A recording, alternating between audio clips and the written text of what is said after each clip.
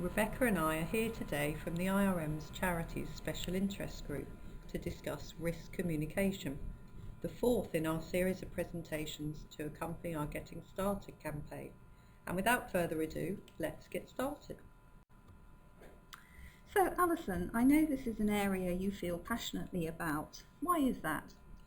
Well, I believe that risk management is at the heart of successful strategic planning. If you believe that, then you can see why risk communication is so important. It probably helps to think about what an ideal world would look like. For me, in a risk management context, it would be a world where everyone in an organisation knows what the key risks are and what's being done to prevent them impacting on objectives. This truly embedded world would incorporate a way that risks can be raised from the bottom of the organisation to the top, with the top of the organisation deciding which risks are key and how they will be managed. Leading on from my dream ideal world, we'll now look at how you can try to achieve it. So Rebecca, what do you mean by risk communication? Well, as we set out in our guides, it's really about telling the right people about risks, so the right people are making decisions about how individual risks should be treated. But it's also about producing regular risk reports for various audiences so they know how those risks are being managed. And by law, some charities are required to include a risk statement in their annual report. Okay, let's move on to look at this in a bit more detail. So let's start with looking at who are the right people to tell about risks. Rebecca, how do you go about this with your charity? Well, firstly, it's worth noting that risks are usually managed at different levels. So at operational level, the things we do day in, day out, at project level, and at strategic level. And you might have a corporate risk register for those risks. And different people will be interested in different types of risk. So a risk that might be catastrophic to a very small project probably won't have much impact on strategic objectives. And so the chief executive or trustees may well not need to know about it. So we don't need to tell senior management about every risk, but everyone needs to be clear what does need greater visibility and who needs to make the decisions about different risks. And we use a simple system that works quite well. Firstly, you need to be very clear about your risk assessment criteria. So what does an impact of 1 mean compared to an impact of 5, for example? Have a look at page 8 of our supplementary guide for more on this. But it's a way of making sure that everyone is assessing risks in the same way. Then in our earlier session on risk assessment, we talked about heat maps. You might remember that this is where we decide which risk scores are red or amber or green. We've then taken that a step further and said if a risk is red, it must be reported to the executive team and they'll decide what action to take to address that risk. The relevant director must know about amber risks and agree the action to take, and with green risks, it's usually the relevant manager. So you could do something similar to agree the right approach for your charity, and this will depend on the nature of the work you do and your charity's risk appetite. So if you're a very risk-averse organisation, you might want the chief executive or executive team to be aware of many more risks than a charity that has a more relaxed attitude to risks or is happy to delegate responsibility to lower levels of management. And I suppose it's okay to have a different approach for different types or levels of risks, as long as everyone knows what approach to follow for their own work. That's right. In larger charities in particular, it might well be sensible to have one approach for operational risks, another for project risks, and a third for strategic risks. As you say, as long as it's clear to everyone who needs to know about what, you could do whatever works for you. Okay, I agree with all of that. This probably takes care of the upper part of the organisation. However, for my ideal world, there's also the downwards communication across the organisation to be implemented. Otherwise, it won't be embedded and become second nature to people. I agree, and certainly I think that all staff and probably our volunteers too should have an idea about some of the risks their charity faces. They should certainly be aware of the charity's risk policy and who they should talk to if they identify a risk, and who they should talk to if they have an idea about how to reduce a risk or make the most of an opportunity.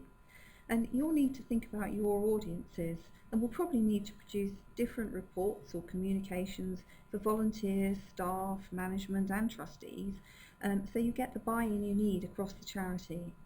You'll probably need something quite formal for management and trustees, but we'll need something simple and engaging for staff and volunteers. There are also potentially other stakeholders to consider who might be reassured that risk management is being undertaken. This could be regulators, customers, service users, or even the general public. You probably wouldn't want to use the term risk management with them, but think of the benefits to your reputation that this approach could have. So how do you maximise the benefits of reassuring people about good risk management and move it away from being either a checklist, tick box, pain in the rear exercise to a, oh, that's good to know comment? Well, we never said it would be easy. Let's look at some tips for good risk reporting and communication.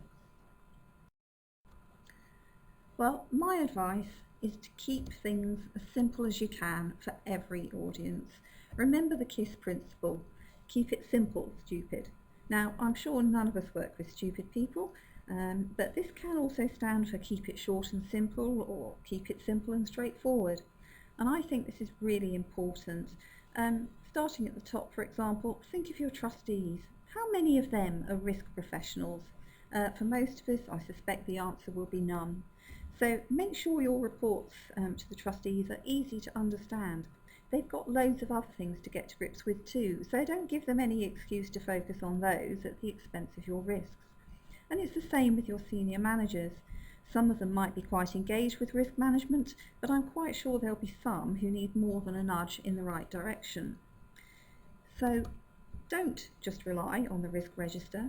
Even if yours is short and colourful, you'll need to prepare some snappy narrative too, highlighting for them the things they need to know about.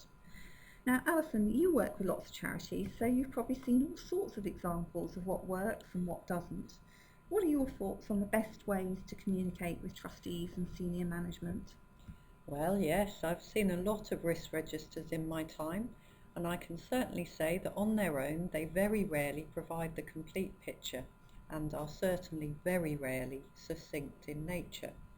I think the best reports I've seen have been very creative. Whether it's just using colours and icons to represent issues and risks, the seemingly ubiquitous risk dashboard, or the risk diamond favoured by larger organisations to set risk within the context of the external landscape. It needs to be engaging and attractive to the audience. So if you already have a way of reporting that is, try and adapt that to your needs. That all sounds interesting. I was looking to some of those ideas for myself. But what about communicating with staff and volunteers? Well, it can be quite difficult with volunteers, and many probably wouldn't appreciate being sent a risk report, even if it was specially tailored to them. So we actually use our annual volunteers conferences and regular newsletters to highlight key issues to them, and we provide specialist training on things like safeguarding where we know there are risks. But we do all this without mentioning that it's risk management. And for our staff, we're just developing a special performance dashboard, and I'm planning to include key risks in that. But do you have any thoughts, Alison, on the best way to get staff involved in risk management? I think one of the most important things is to engage them early and show them the personal as well as the organisational benefits that comes from risk management. That's a must. Our Getting Started leaflet is also a really useful starter for 10 as background reading, whether that's for volunteers, staff and indeed trustees. Okay, let's finish up today with the legal stuff. By law, any charity with an income of more than £500,000 must make a risk management statement in their annual report, and smaller charities are encouraged to do so as a matter of good practice. And just in case you're wondering, That requirement remains with the new Charities SORP that's come into play this year. A risk management statement should cover an acknowledgement of the trustee's responsibility, an overview of the risk identification process, an indication that major risks identified have been reviewed and assessed, confirmation that control systems have been established to manage those risks. You don't need to give a detailed analysis of the processes and results according to the Charity Commission, but do look at their guidance for more information. And although there is no requirement to go into great detail, I think it's fair to say that risk statements vary hugely. I looked at a handful recently and found one that was just 71 words and another that was 446. And surprisingly, both probably meet the Charity Commission's requirements.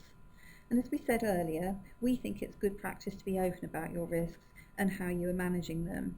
It should be good for your reputation to be seen as an organisation that proactively manages potential problems and is aware of the issues that might impact on their performance. But what do you think? Is it best to report more or less? What approach does your charity take? We'd be really interested to hear your views via our charities blog at the IRM.org. So that's all for today, but we'll be back soon with the last in our series of presentations to accompany our Getting Started campaign.